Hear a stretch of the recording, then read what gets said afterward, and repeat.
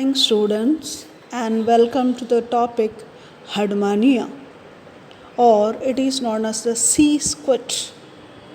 आज हम हडमानिया या सी स्क्विड्स के बारे में स्टडी करेंगे. ये सी स्क्विड या हडमानिया यूरोकोडेट के सदस्य हैं. Euro means the tail region, Chordate means the chordata, the notochord which is present in the tail region. So it is known as the urochordates. And tunicata, that means the test which is made up of a particular substance, a special substance or special material, which is the tunicin, and it is covered by the entire body. यानी पूरे शरीर में कि ट्यूनिसिन का बना हुआ एक चोल उपस्थित होते हैं, इसीलिए इसको ट्यूनिकेटा नाम दिया है. ओके. और now see the introduction. First, the members of the subphylum Urochordata or tunicata are mostly sessile. They all are sessile. Okay. And they are marine also. यानी sessile भी हैं, marine भी हैं ये. And they are seen on all depths from littoral zone down to the abyssal depths of above 5 kilometers. And the Hadmania belongs to the class Acidiaceae and popularly called Ascidians or sea squids. ये हाडमानिया रैप्डोसिंडिया या class एसिडिएसिया में आते हैं और इसको ascidians या सी squid के नाम से जाना जाता है. The genus Rhabdoscindia was first established by Hadman in 1891. कि Rhabdoscindia जीनस सबसे पहले उसकी स्थापना हडमान ने किया, that is in 1891. But in 1910 Hartmeyer changed it to Herdmania. Hartmeyer ने 1910 में उसका हाडमानिया रखा according to the law of priority as it was originally proposed by Lahille in 1888. It is now prescribed for study in almost all the universities. यानी अब जो हैं इस करीब सभी यूनिवर्सिटीज़ में इसको हाडमानिया के नाम से ही पढ़ाया जाता है. Now the systematic position. This is a systematic position. सबसे पहले phylum, that is chordata, subphylum Urochordata, class Acidiaceae, subclass Pleurogona, order Stolidobranchia, family Puridae, and Hadmania, and it is the sea squid. Now see, the Urochordates are characterized by the confinement of notochord and the nerve cord of the tail region of the tadpole larva. ये urochordates का एक special characteristics के रूप में कह सकते हैं. इनके नोटोकोड एवं नर्व कोड लार्वा के टेल रीजन में पाए जाते हैं, इसीलिए नाम भी इसको यूरोकोडेट दिया गया. और the other name of the subphylum that is the tunicata, कि दूसरा नाम क्या है, टूनिकेटा है. That is due to the protective leathery case. एक सुरक्षात्मक कवच इसके शरीर में पाए जाते हैं, दैट इज़ कॉल्ड ट्यूनिक और टेस्ट. ट्यूनिक या टेस्टिस के नाम से जाना जाता है. और which surrounds the entire body of the degenerated adult. पूरे जो अपहासित अडल्ट या वयस्क के शरीर में पूरे पाए जाते हैं टेस्ट या चोल के नाम से हैं. और टूनिसिन का बना हुआ टूनिसिन के नामक पदार्थ से बना हुआ है. द एसिडियंस व्हेन डिस्टर्ब्ड, ये जब भी इसको आप डिस्टर्ब करें, परेशान करें, तो they forcefully eject 2 jets of water from the 2 siphons by sudden contraction. Immediate contraction या संकुचन से 2 जेट के समान स्ट्रक्चर से वाटर ये बहुत फोर्सफुली बलपूर्वक बाहर निकालते हैं, इसीलिए इसका सी स्क्वर्ट नाम भी दिया जाता है. Okay, now next one, the important genus. Important genus, the genus of the Hardmania, which are present in they are about 12 known species, but out of which we will study the four species that is found in the Indian Ocean. Indian Ocean में हिंद महासागर में पाए जाते हैं. Main जो 4 species है, बाकी 12 species होते हैं mainly. They are the important 4 species which are seen on the Indian Ocean, are found in the Indian Ocean, are Hardmania pallida, Hardmania mauritiana, Hardmania cylonica, and Hardmania enurensis. Now the habit and habitat of the Hardmania, you see, the habitat of the tunicate or the Hardmania, they are marine and the shallow waters of all the sea coast.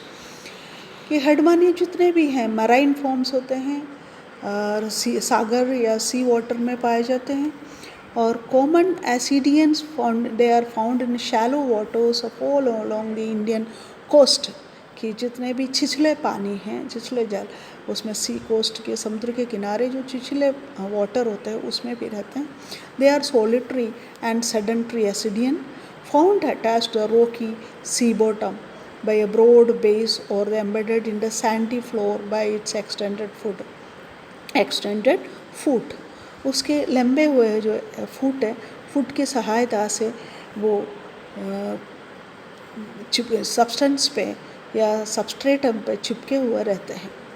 और sometimes an individual becomes attached as a commensal to the shell of a living gastropod. कभी कभी commensal के रूप में ये gastropod की mollusc shell है उसके ऊपर भी चिपके हुए रहते हैं. दैट इज, और now the mollusk carries about the sedentary acidian from place to place, providing it with better opportunity of food, oxygen and dispersal. ये मोलस्क जिसके ऊपर वो चिपके हुए होते हैं मोलस्क शेल में, वो एक स्थान से दूसरे स्थान तक इस सेडेंटरी फॉर्म हडमानिया को ले जाते हैं and provides a food, oxygen with better opportunities of food, oxygen and also dispersal. In turn ये क्या करते हैं कि Herdmania conceals and protects the mollusc. कि इन टर्न क्या करते हैं, उल्टा हडमानिया इसी मोलस्क रक्षा करते हैं. किस तरह से रक्षा करते हैं, सुरक्षा प्रदान करते हैं. जैसे फ्रॉम एनिमीज, शत्रु से, being unpalatable on account of its spicules. इसके ऊपर जो शरीर के ऊपर जो स्पिक्यूल्स से कंटिकाएँ पाए जाते हैं, और वो कंटिकाएँ जो हैं खाने योग्य नहीं होता है, इसलिए शत्रु इसको खाने से बचते हैं. Now you see next we can say Hardmania is solitary and they are ciliary feeder. This Hardmania is the ciliary feeder, and the food consists of small green sea algae, commonly grows on the chest or tunic so much that it may hide the acidian completely. Hardmania is, of course, that is a ciliary feeder, and with microscope and feed on microscopic plants, animals like diatoms, algae, infusorians etc. ये ciliary feeder होते हैं, और इसके food materials में कभी diatoms है, algae हैं, इन्फोसोरियंस है, ये पाए जाते हैं. Now next that is Seascoot Hardmania is hermaphrodite. So it is hermaphrodite, and the fertilization is external. कि उभयलिंगाश्रयी होते हैं, फर्टिलाइजेशन इसके एक्सटर्नल होते हैं, और that is taking place in water में, यानी बाहर सी वाटर में इसका फर्टिलाइजेशन या निषेचन होता है. और after from the egg hatches out the free swimming tadpole larva after a brief existence of larva settles upon the substratum and undergoes retrogressive metamorphosis to become the degenerative sessile adult. Okay यानी ये जो page है इसके अंदर देखिए हमने क्या क्या आपको बताया, यानी हर्डमानिया सीसवर्ट या systematic position, habit, the systematic position, habit and habitat. Okay, now the next one that is the external morphology. Okay, external morphology. External morphology, you see shape and size and coloration, and the body is laterally compressed. Its body is laterally compressed and somewhat oblong or rectangular in shape. इससे पार्श्व संपीड़ित शरीर होता है और कि somewhat आयताकार भी होते हैं. और the whole animal looks like a purse और ए बैग और पोटैटो. पूरे एनिमल के जो शरीर आप देखोगे तो ये पर्स के समान है, बैग के समान या फिर ये पोटैटो के समान दिखाई देते हैं. An average adult measures about 9. इसकी साइज़ आप देखें तो about 9.5 centimetre long and 7 centimetre broad and 4 centimetre thick. Color देखें तो pinkish in color. Division of the body can be divided into two parts, that a body proper and the foot. That is the first, that is the body proper. The distal free end of the animal is the body proper. जो स्वतंत्र सिरा होता है उसको कहते हैं body proper. वो चौड़ा है, it is broader and longer than the basal part of the foot. जो basal part of the foot है, आधारीय भाग जो फुट होता है उससे चौड़ा होता है. The free end of the body proper is drawn into 2 short cylindrical projections. जो फ्री एंड होता है उसमें 2 प्रोजेक्शंस होता है, सिलेंड्रिकल प्रोजेक्शंस होता है, और वो सिलेंड्रिकल प्रोजेक्शंस में से एक ब्रैंकियल और दूसरा एट्रियल साइफन और फनल्स के रूप में जाना जाता है. दोनों siphons, both the siphons are situated at the same level. दोनों साइफन्स जो हैं कि एक ही लेवल पे उपस्थित होते हैं. और द ब्रैंकियल और ओरल साइफन इज स्मॉलर. देखिए ब्रैंकियल साइफन जो है वो छोटा है, अबाउट 1.5 सेंटीमीटर इसमें लॉन्ग है एंड डायरेक्टेड आउटवर्ड्स, बाहर की ओर निकली हुई रहती है. और it bears the terminal opening called the branchial aperture. उसके ऊपर की ओर छोटा सा अपर्चर होता है, छिद्र होता है, उसको ब्रैंकियल अपर्चर कहते हैं. इसी तरह कि एक एट्रियल साइफन या एट्रियल अपर्चर उपस्थित होते हैं, that is about 1.5 centimetre long and directed it's upwards. Terminal opening is called atrial aperture, that is excurrent opening. उसके ऊपर की ओर की जो अपर्चर या छिद्र होते हैं it's known as the atrial aperture. Each aperture is guarded by 4 distinct lobes. यानी पूरे जो अपर्चर या छिद्र जो हैं 4 लोब्स या पालियों द्वारा घेरे हुए रहते हैं. That is its lips formed by the much elastic tusk. Now next, that is the foot region. The foot is entirely made by the tusk. पूरे टेस्ट फुट जो हैं वो फुट टेस्ट के द्वारा निर्मित होता है. It is dirty in colour. पूरे कलर जो है गंदे कलर दिखाई देते हैं. And rough due to the sand particles. Shell pieces and other foreign bodies attach to it and it helps on the sandy bottom. The animal anchors its body by the extending foot, which may be narrow, elongated or irregular depending on the nature of the substrata. इसी foot की सहायता से वो substratum पे अपने शरीर को चिपकाते हैं. A fully extended foot may attain the length of about 3 to 4 centimetre.